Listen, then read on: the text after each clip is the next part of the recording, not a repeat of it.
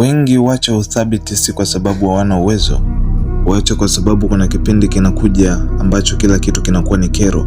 Kile kilichokuwa unakipenda kinaanza kukuchosha. Wengine wanakiita boredom, wengine burnout. Lakini kuna kitu ambacho wengi hawakioni.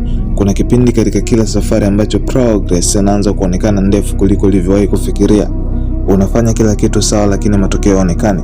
Unaamka unafanya tena, kesho unarudia, wiki inapita, mwezi unapita, na polepole matumaini yanaanza kufa. Unaanza kujiuliza labda hii haifanyi kazi. Na hapo ndipo wengi wanapoondoka, sio kwa sababu walishindwa, bali kwa sababu walifika kwenye sehemu ambayo hawakuweza tena kuona sababu ya kuendelea.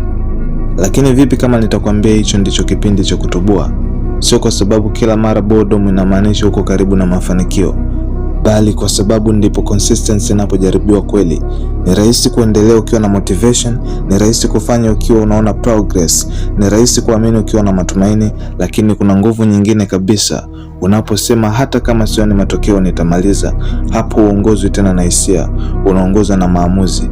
Na labda hiyo ndio tofauti kati ya mtu anayetamani kubadilika na mtu anayebadilika kweli, kwa sababu wakati mwingine maisha hayatakupa ishara kwamba unaendelea vizuri.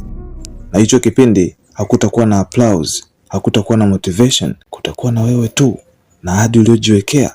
Na siku hiyo consistency haimaanishi kuendelea kwa sababu unaamini utashinda, inamaanisha kuendelea kwa sababu uliamua kutokimbia.